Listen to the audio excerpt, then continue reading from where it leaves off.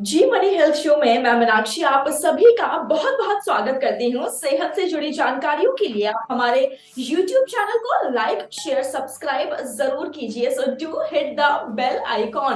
Well, आज मेरे साथ है डॉक्टर शैलेश चीनीवाला जो कि चेस्ट एंड ट्यूबरक्लोसिस स्पेशलिस्ट हैं।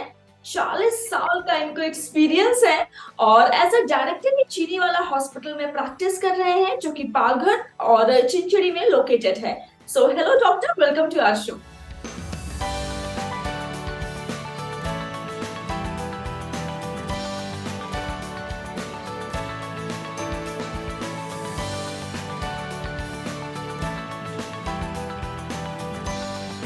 Thank you.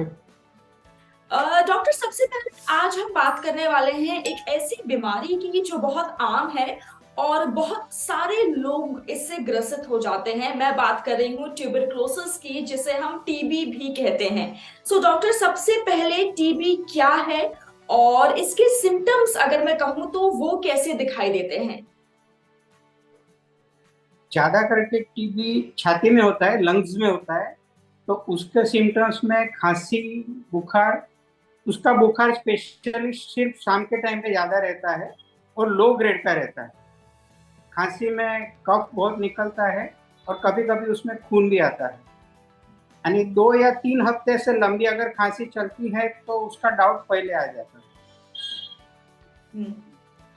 राइट फिर राइट। चेस्ट पेन होता है, छाती में दर्द होता है। ये सब छाती का जो टीबी रहता है ना, उसके रिलेटेड है। तो और भूख नहीं लगती है, वजन कम होता है, ये सब लक्षण उसके हैं। ओके, तो जैसे कि आपने बताया कि जो छाती का टीबी होता है यानी कि जो चेस्ट में टीबी होती है, ये उसके सिम्टम्स हैं। डॉक्टर, टीबी और हाँ, कौन कौन से बॉडी पार्ट्स में हो सकती है? Practically all the body parts can be affected by TB.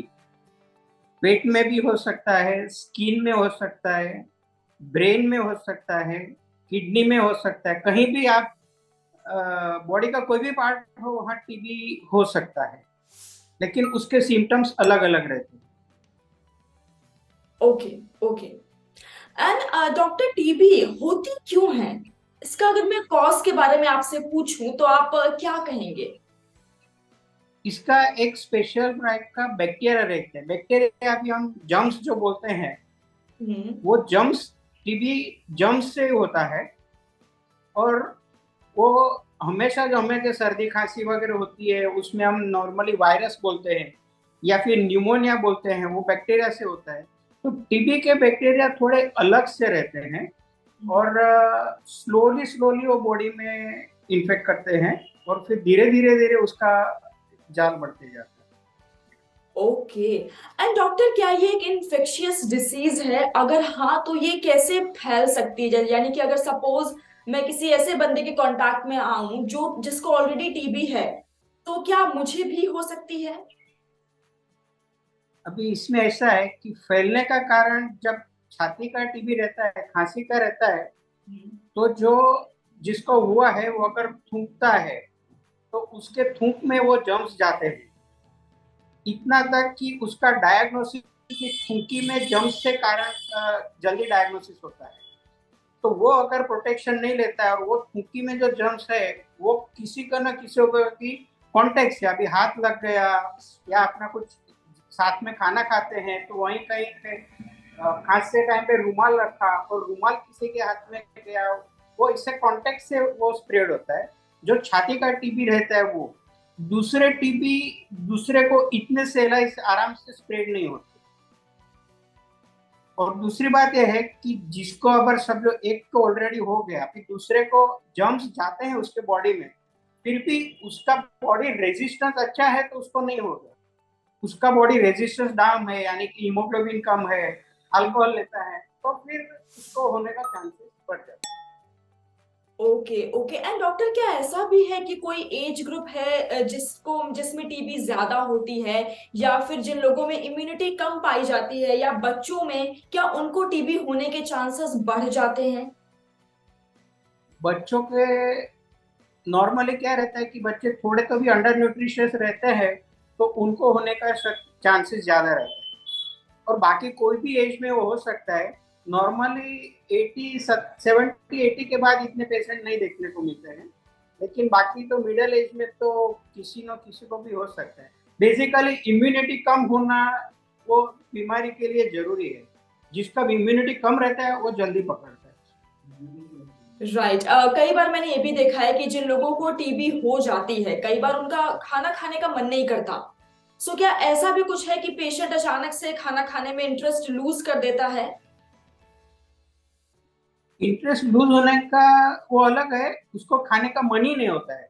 एक बार बॉडी में अंदर थोड़ा फीवर होता है और टीबी रहता है, उसको अंदर से मन ही नहीं होता है खाने को, इच्छा ही नहीं होती है उसकी। राइट राइट एंड डॉक्टर मैंने कई जगह पढ़ा था आर्टिकल्स में कि जो टीबी का कोर्स ऑफ एक्शन है, जो कोर्स ऑफ ट्रीटमेंट है, वो बहुत लंबा चलता है, मे बी 9 महीने या उससे भी ज्यादा। तो इसके बारे में आप क्या कहना चाहेंगे? मैंने जैसे पहले बताया कि टीबी की जर्म्स थोड़े अलग प्रकार के हैं। अगर बॉडी में जर्म्स जाते भी है तो उनको डिजीज प्रोड्यूस करने में कम से कम महीना 1.5 महीना लग जाता है, ज्यादा भी लग सकता है। तो वो जैसे रहते हैं वैसे उनके ऊपर जो ट्रीटमेंट करते हैं उसकी भी असर होती है। तो जर्म्स को बॉडी में से निकालने के लिए बहुत टाइम लगता है, यानी शुरुआत में 1-2 महीने की ट्रीटमेंट में जर्म्स मर जाते हैं, लेकिन बाद में 4 महीना 6 महीना ट्रीटमेंट रखनी पड़ती है, जो कि वो वापिस उसमें से ही वापिस एक्टिव ना हो जाए। उसको सप्रेस करके रखने के लिए 6 महीना से 8 महीना ट्रीटमेंट करनी जरूरी रहती है। ओके ओके एंड अगर किसी को एक बार टीबी हो गई है और वो ठीक हो गया, क्या उसके बाद वापस से टीबी हो सकती है? मतलब रिलैप्स के चांसेस होते हैं क्या टीबी में?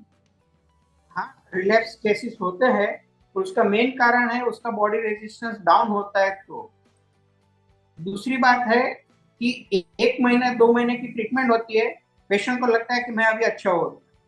अगर डॉक्टर उसको बरोबर समझाते नहीं है कि तेरे को 6 महीने का कोर्स पूरा करना है, वो अच्छा लगता है, भूख लगती है, बुखार जाता है, खांसी जाती है, तो वो ट्रीटमेंट छोड़ देता है।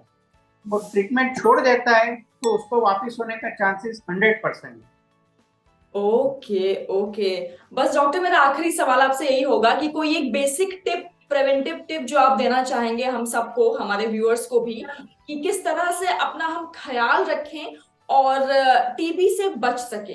बचने के लिए एक तो है कि अपना इम्यूनिटी अच्छा होना चाहिए, खाना पीना अच्छा होना चाहिए। अगर प्राणायाम करते हैं या श्वासोच्छ्वास की, जो अभी तो आप टीवी में देखते रहते हैं, कपालभाति है, अनुलोम विलोम है, ये श्वसन क्रिया की अगर हम लोग करते रहते हैं तो उसका होने का चांसेस बहुत कम हो जाता है। और बाकी तो इम्यूनिटी, अगर अच्छा खाते पीते हैं, एक्सरसाइज रेगुलर करते हैं, इम्यूनिटी बनी रहती है तो होने का चांसेस बहुत कम हो जाता है। Okay thank you so very much doctor, बहुत अच्छा लगा आपसे बात करके। आपने अपने बिजी शेड्यूल से हमारे लिए थोड़ा सा वक्त निकाला। जी मनी हेल्थ शो की पूरी टीम आपको थैंक यू कहना चाहती है। वेलकम। सो ये थे हमारे साथ डॉक्टर शैलेश चीनीवाला, जिन्होंने बहुत अच्छे तरीके से हमें बताया कि ट्यूबरकुलोसिस क्या होता है, कैसे होता है, एंड हम सबको हमारी इम्यूनिटी का खास तौर से बहुत ज्यादा उस पर ध्यान देने की जरूरत है। देखिए जी मनी हेल्थ शो वो जरिया है जो आप लोगों को सीधा वेल नोन रिनाउंड डॉक्टर्स के साथ कनेक्ट करता है। अगर आपके मन में कोई सवाल है या अगर आप इसी शो से रिलेटेड कुछ कहना चाहते हैं, कमेंट सेक्शन में जरूर लिखिएगा। और इसी नोट पे मैं आज के लिए विदा लेती हूँ। आऊंगी नेक्स्ट शो में एक नए सुपर स्पेशलिस्ट डॉक्टर के साथ। टिल देन अपना ख्याल रखिए, क्योंकि अच्छी सेहत हमारा वादा।